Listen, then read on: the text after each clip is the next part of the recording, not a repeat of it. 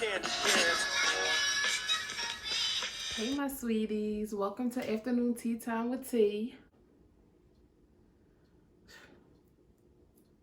Piece of hair on a cup. Confession time. This is actually not tea. It's a little bit stronger than tea, if you know what I mean. It's quarantine edition. Anything goes. I haven't been doing as many blog posts lately. It's not because I don't have any content. It's just that this quarantine is really getting to my mental and I'm trying to keep it together. So, I mean, this past week, I think has been one of the better weeks for me. I kind of got, I guess you could call it, acclimated to what's going on and adjusting my mentality to adapt to what's happening right now.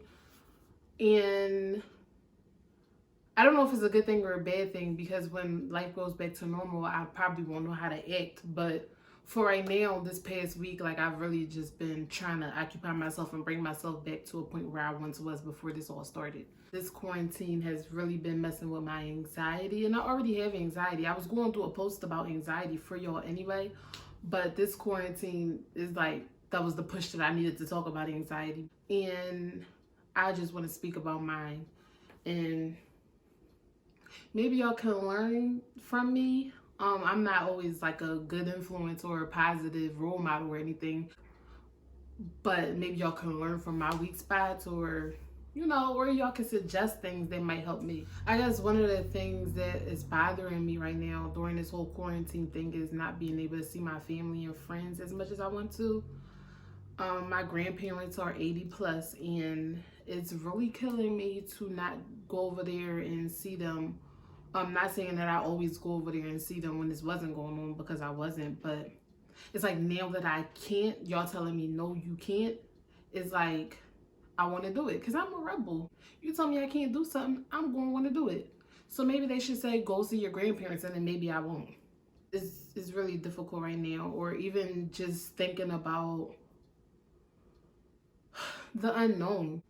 Is life going to go back to the way it was? Another way my anxiety has been messing with me is like, I had just started a new job, as y'all know, and I'm working from home right now, but working from home and trying to learn a job is difficult as hell. Like, I was already struggling when I was there. Like, it was so many different computer screens, so many phone calls, so many emails. I was getting a little overwhelmed while I was there. So now that I'm home, it's just like 10 times that.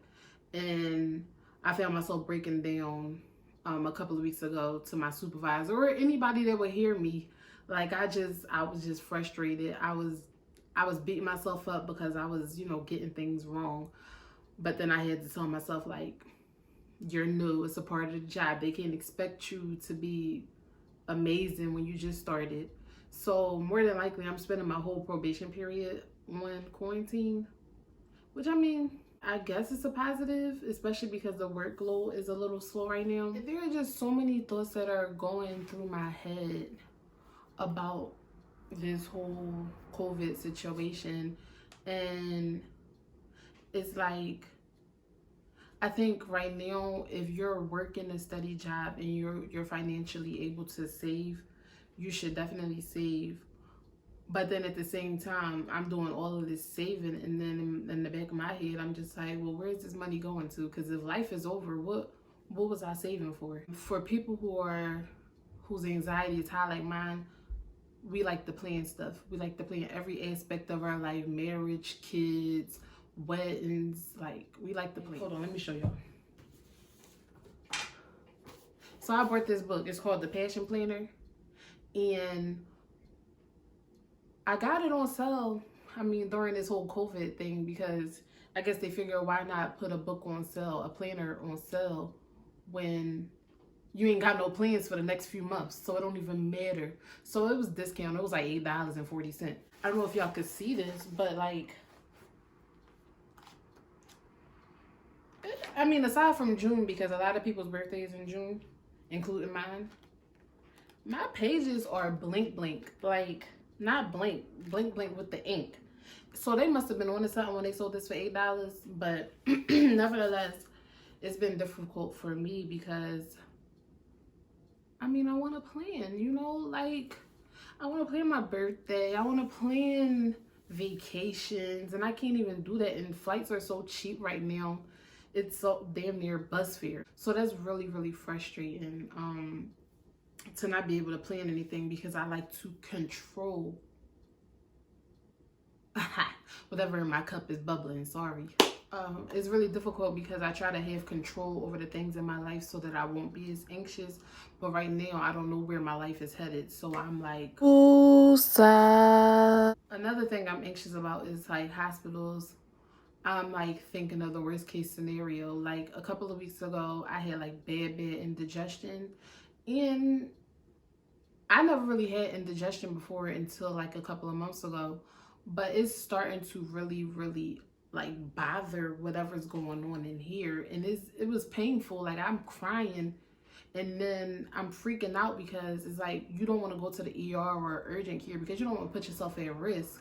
But then it's like I can email my doctor, but it's like she can't run no test on me, and only I can tell you how I'm feeling. So I'm freaking out. Like I can't even make it to an ER. I'm just going to have to deal with whatever this is until I get somewhere, and that's bothering me. So I can only imagine how other people, pregnant people, people with bad health, like I can only imagine what they're going through, and I think that I'm feeling anxious about it because I'm thinking about other people as well. Like it's not just me, like whatever, but I'm just really thinking about situations where people really need medical attention and they have to do it alone. I honestly think that the number one thing bothering me right now is the news. So I have stopped watching the news the last couple of weeks, and it has made a difference. Turn off the TV, seeing them numbers of deaths, seeing them numbers of people that contracted the virus is very, very detrimental to your mental health. And it was a point in time where I was watching the news, and not every time the news would come on and they would talk about it, I would just start crying out of nowhere. And that was really pitiful, and it's really painful to see the families, and it's painful to see those coolers that they have in New York. It's painful to hear that they're comparing this to the like 9/11, which was very traumatic for me as a child, and I wasn't even in New York. So here I am as an adult trying to process this and seeing coolers, and they piling up dead bodies in it, and people can't have funerals. It is killing me. It's killing me. And so I had to let the news go. I just choose to watch things that don't mean nothing to me, but it's a damn good escape if like from this reality, because this reality is crazy. Like I honestly can't believe this is going on right now. Like when my anxiety gets so bad and the levels are so high, it is to the point where I will completely shut down. So like the first week of this quarantine, I was good. The second week, I was all right. The third week, I shut down. I completely shut down. I didn't want to answer my phone. Anxiety took over. Like it just completely took over my life. I was walking around. I was upset. Everything was irritating me. I think it really bothered me that I was wearing like one outfit for weeks at a time. Like I tried to switch up my lay a couple of times, but to wear the same clothes, to wake up every day and have a bonnet on your head, like I didn't have to do nothing. I didn't have to put effort into life. I didn't have to put effort into living, and that bothered me. So I was in a little hole for a second, and then my cousins hit me up and said, let's do the Don't Rush challenge. And I said, you know what? Maybe this is my chance to crawl out this little hole. So I got up, put some eyebrows on, did my little lashes for 2 minutes that they held on for, put some, lip gloss on, pulled my hair down, like dressed up. And I think that was the first time I felt, good about myself in weeks. So I was like, all right, let me keep this momentum going. Get your ass up. Stop feeling sorry for yourself, because there are people in way worse situations.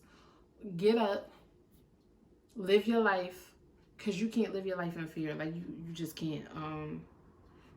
God didn't mean for us to live our lives in fear. In fact, another thing that I've been doing, I started live streaming church, reading my devotional, looking at Bible verses surrounding anxiety. Hold on, I wrote one down because I couldn't remember it. Do not be anxious about anything, but in every situation, by prayer and petition, with thanksgiving, present your request to God, and the peace of God, which transcends all understanding, will guard your hearts and your minds in Christ Jesus. We're not meant to live in fear. And I know some pastors take it to the extreme and say, oh, church is open and people can still come to church because we can't live in fear, yada, yada, yada. We ain't even gonna talk about that. That's another story. You just have to change your perspective. There's a certain level of peace that you get when you stop worrying. And somebody who had anxiety throughout life, it feels so good to just internalize that. But okay, enough of the Bible study. So I already told y'all I don't watch the news anymore. I told y'all I dress up. I like to dress up and throw on something, not the same outfit that I've been wearing for the last few weeks, but throw on something different. I actually did. I bought some boohoo stuff. Came in a package of like 6 dresses. I don't know where I'm wearing these dresses to, but I don't care. It made me feel good. And I bought it on QuaranTEEn. So 4 installments. So that $90 thing only come like 20 something a month. So I'm not worried about that. I bought myself some sneakers from DSW. So now I got the boohoo package and I got my sneakers. So I'm cool. Like that's the only thing I wanted to buy. I started answering the phone, started talking to my family. You know, we did a little Zoom conference. I started talking to my friends, you know, just hitting my friends up, seeing how my friends were doing. Like I said, I'll binge watch anything on TV. I'm gonna take a little walk down Kelly Drive. It usually is around 3 to 5 miles that I'm walking. Just looking outside, looking at the trees, looking at the birds, appreciating nature. What else? Oh, karaoke.